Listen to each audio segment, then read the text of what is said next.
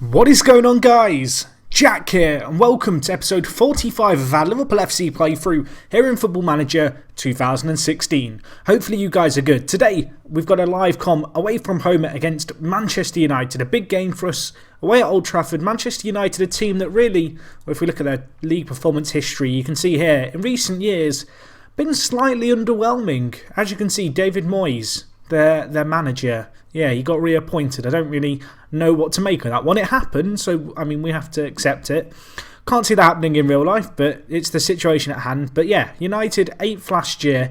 This year they're doing a little bit better. They're in 5th. You can actually see we are in 8th ourselves at the moment. Although we have got a game in hand on some teams around us. A win today could see us move as high as 5th if we were to beat United 4-0.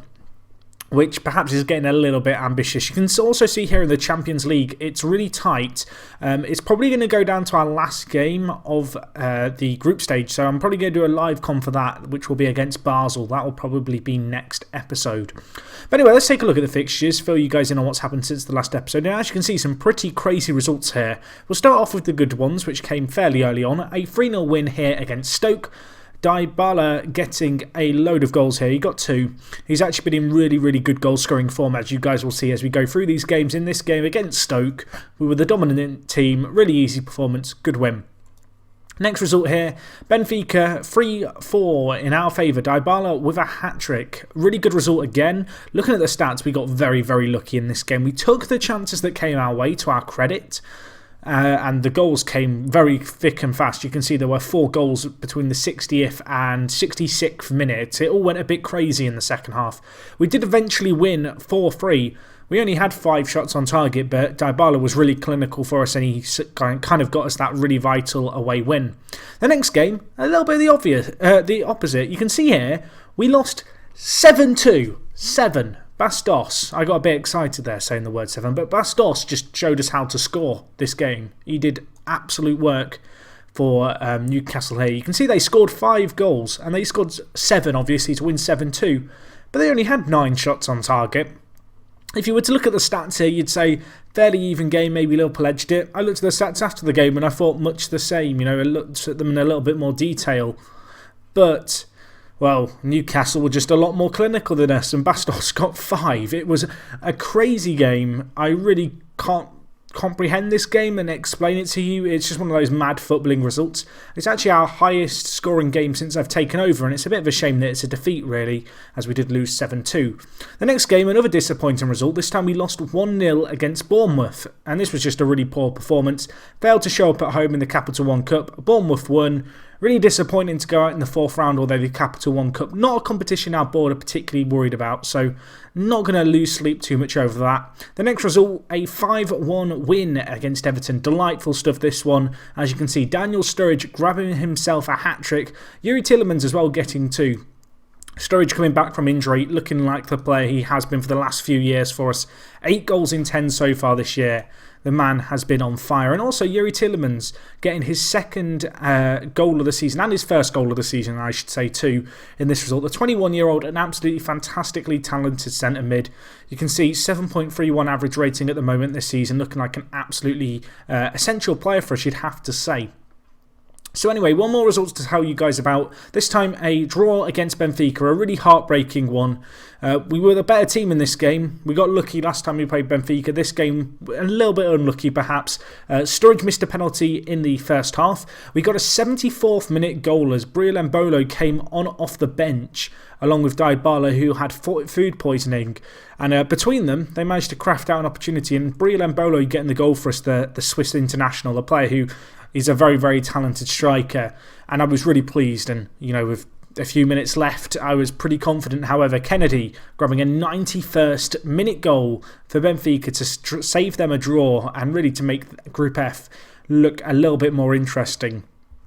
Our next game, I believe, is against Fenerbahce, so that could be a big game for us. But as I mentioned, we'll probably live-com that last game of the year against Basel. So anyway, I think that was all the results. It was. So we're going to the United game again today. And again, it's away. I feel like we've had loads of big games. If we look at the league table, actually, you can see here, we've played City away, Chelsea away, Arsenal away, and today we play Manchester United away.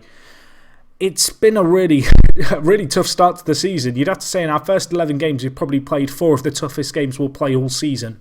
You'd have to say the results in those games a little bit underwhelming. To lose 1-0 away against Chelsea and City was disappointing. Perhaps the draw against Arsenal, that little bit more pleasing. But all in all, once this game's out of the way, we can really, kick on, and we do have some easier games coming up. We've got West Brom, we've got Southampton, who are 7th, we've got Watford, who are 9th, Norwich. We've also got that Tottenham game. Probably won't be live coming that if we do the Basel one, and then you can see Hull, Swansea and West Ham to kind of round up the Christmas period of kind of packed results. And then we do have January. Last episode I did talk about me potentially signing Odegaard. It didn't happen in the end. I had a feeling it wouldn't. Basically, as you guys might know if you watched last episode, I asked the board, hey board, go sign me Odegaard, and they went, this is a fantastic idea. So they went and made a bid, met his release clause and offered him a contract, and Real Madrid offered him a new contract, and he took the new contract that they offered him over the contract that we offered him. A little bit annoying because in an ideal world I would have thrown a load of money at him myself in his contract to get him to join, but we move on. Can't afford to lose too much sleep about it. You can see financially, very good position. We've got £32 million transfer budget, £700,000 in the wage budget if we want to spend it. And our club balance is at 50 million, which is the most healthy it's been at this kind of stage of a year. Probably since we've taken over, really. You can see we've slowly been building up the finances. It kind of peaked at 40 million in our first year. It then rose up to about, not a lot higher, really, maybe 40. It's hard to tell on this graph, isn't it? Can we have a look at it? But where's the balance? It's very hard for me to read this graph. It's just dawned on me this. When you've got this bigger a scale, it's not a convenient graph, really.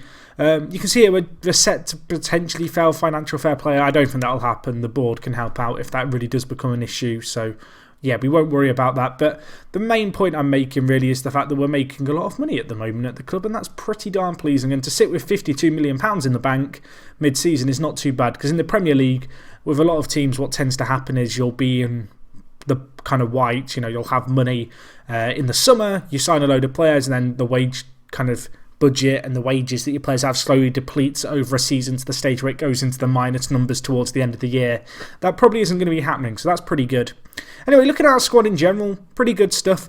Mignolet did get injured, so Borata actually had to come in goal for us for a few games. I don't want to blame him for the Newcastle game, but he is going to be my scapegoat. You can see here, 8 goals conceded in 4 games. Not particularly great for the Brazilian, but he's still only 20, still time to develop.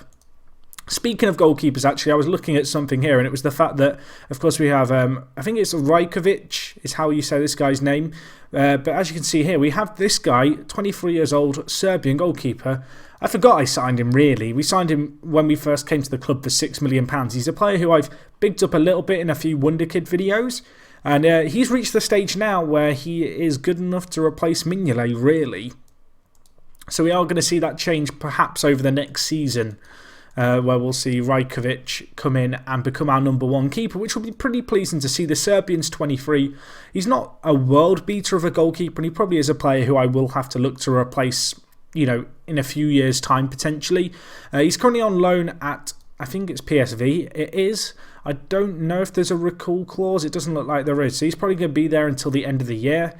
But as I mentioned, he's the kind of player who, come next summer, we will be looking for that transitional phase as we bring in a new long-term first-team goalkeeper. So that's something to look forward to. Elsewhere at the club, just a little look at the stats. You can see here, Dybala and Sturridge, the big goal scorers for us. Vlasic is doing really well on his loan at Roma this year. I was about to say Marseille, but it is Roma. As you can see, he's made 11 appearances for them, scored 5 goals and 2 assists. His average rating isn't the best, but statistically, he's definitely chiming in and kind of, I guess, offering the team something. So that's pleasing to see. Probably going to be a left midfielder for us in the next few years. Mario Götze has done okay, although in his last 5 games been a little bit disappointing for us. Elsewhere, Tielemans and Embolo have been pretty impressive in the first team. Mamana has really stepped things up over the last few seasons, and he's now at a stage really where he's competing with the likes of Sacco, Vrij and Zuma for a spot in the centre-back position, which is nice to have, to have 4 for world class, we'll go with world class, that might be a little bit ambitious, but certainly 4 very, very good centre-backs, and to have an issue kind of selecting them, it's not a bad problem to have. Vrij is a very good centre-back, you can see here, really, really talented. We then have, of course, Sacco, again, talented, probably our third choice centre-back behind Vrij and Zuma. Zuma, who, of course, we signed from Chelsea, just a really good athletic centre-back, good pace, good strength, really good in the air too, which is nice. And then, as I mentioned, we have Mamano, who's kind of an all-round beast. He's a bit of a South American centre-back, I guess, in a lot of ways, just because of how well-rounded he is technically. There's not many centre-backs I can think of in FM who have 11 dribbling, 15 first touch and 14 passing and 14 technique. Not a bad thing for him, certainly. I did weigh up at one point potentially training him to play centre-mid. But I think we're going to stick with him as a centre-back. You can see, looking at his report here, there's a lot of room for him to improve. And he's probably going to be one of our first choice goalkeepers. I keep wanting to say goalkeepers. One of our first choice centre-backs in the next few years. My word, my brain is not quite kind of with me today, unfortunately. Right, shall we have a look at the Man United game? Because that's the game we're playing today. They're in 5th. We need a win. We do need a win. Look at the team. Only a few injuries to tell you guys about. Tizera out for 2 to 3 weeks of a back strain. Firmino almost back from his long-term injury, so that's good to know. Vlasic in need of a rest, but other than that, no injuries, which is a little bit of a rarity in FM, but I'm pretty pleased with that. You can see Dybala, condition-wise, not at his best. As I mentioned, he's had food poisoning. It's kept him out of training a little bit. Today's team, we're not going to be going for anything too crazy. We're going to play, I think, Sturridge and Embolo up top. We'll play Bazor and Henderson and Coutinho in midfield, I think, for this game. Yeah, I think that's what we're going to go with for now. I might bring in Thiago Maia, although Maia's not been playing great himself. I was going to bring him in to replace Bazua. It's a Zoo, not Zor, Jack. But I was going to bring him in to replace Bazua, but he's not been doing great himself. But Tielemans has. So actually, I'm going to play Henderson as the defensive midfielder. And then we'll bring in Tielemans to play box-to-box, which isn't his kind of ideal position, I guess. But he's got the athleticism and the well-roundedness to be able to, I think, play as a box-to-box for us. So anyway, that's our team for today's game. Pretty much full strength with the exception of Dybala, but we have got him on the bench if we need him. He really has been a big goal scorer for us. Going to be a tricky game, but we do take on a Manchester United side who recently we've not had too bad results against. In our first few years, we certainly struggled against them. They are not in the worst form in the world. They are playing that wider system, so if we start struggling early on, I might switch to our 4-2-3-1. But for now, we're going to stick with our kind of, I want to say traditional 4-3-1-2. Traditional in the sense it's the formation I've used a lot. It's anything but traditional, I guess, in the real world football. But anyway, looking at things here, we are, of course, away. This is, as I mentioned at the start, it's the end of a really tough run of away games to start the year and really to start the season. It's been crazy how the fixtures kind of got drawn out against us. It does leave us with an easier end to the season, which I'm going to be honest, quite looking forward to. But for now, you know, we have to kind of stay switched on. We need to get a win here. If you were to tell me after playing Arsenal, Chelsea and Man City away from home that we'd only have 1 point, I would have told you I would be very, very disappointed. And wow, Keita, he just thunderbasted it out, and he just swung a leg and it's flown in. Wow, okay, he hit that hard. I almost blinked and missed it in 2D. How hard did he hit this? Jordi Alba pulls back Keita, a player who I've actually looked at signing, and then the fans were all like, no, we don't want him, okay. I mean, he's hit it hard, but Mignolet should probably do a little bit better. Don't want to say it aloud, but he probably should. It's going to be nice to have Rajkovic back. I almost wish I put that recall clause in his loan contract so we could bring him back in January and I could start the transitional phase earlier, but that is a mistake on my behalf. And it's just something we're going to have to deal with. I mean, he's not head and shoulders above Mignolet, and to be honest, the two players are pretty kind of on par. But I have two players who are on par with each other. You guys know me, I like my younger players. I'll play the younger player ahead of the older player because I want to see that younger player potentially improve. But anyway, at the moment, still only 1-0 United. The stats, you know, fairly 50-50. No team creating a ton of chances. We've certainly not been kind of completely outplayed here, which is sometimes a worry when we play our narrower system. If we could get a goal before half-time, that would be really nice. But it looks like, unless there's going to be a goal in the last few minutes, which there could be because there's a highlight. But I was about to say, it looks like it could be a United lead going into the break. But United with the ball here, we have got another chance. It is not half-time yet. Really don't want to concede just before half-time. But we might do. Grealish cleared away. Mignolet with a save. Not a convincing save, but he has dealt with the ball there. And now the corner going to be whipped in. Coutinho deals with it. Now stop Herrera bringing in the ball. Well, Coutinho, okay, not known for his tackling, but that is not a bad tackle there on Pedro. At half-time, I am going to tell the players I'm not happy with the performance. Want to get them fired up. I'm actually going to switch to our wider system. I feel like we can stretch United just a little bit here. And yeah, we're gonna try and go for that, I think, in this game. So we're going to go with this tactical system change, I think, for now. Nothing too crazy about it. Part of me does want to bring on Dybala, but it's probably a little bit premature to be bringing him on just yet. So we'll go with this for now. We have got some options on the bench. We've got players like Gabriel Barbosa. We've got Dybala. There's some players we can bring on to make an impact if we start really needing to chase this game. At the moment, though, 60 minutes on the clock. We've not had many chances. We've not had a chance yet either, which is disappointing. Henderson, please don't get sent off. Oh my gosh, it was Goetze. He is getting sent off. I thought it was Henderson. The 2D went a bit weird there. Oh, I almost took off Goetze as well when I changed the system. I contemplated bringing on Gabriel Barbosa and I didn't. Well, this is a situation, isn't it? Right. I mean, we've got to go for the game still. That's the awkward thing really here. Is the fact that we've got to try and win.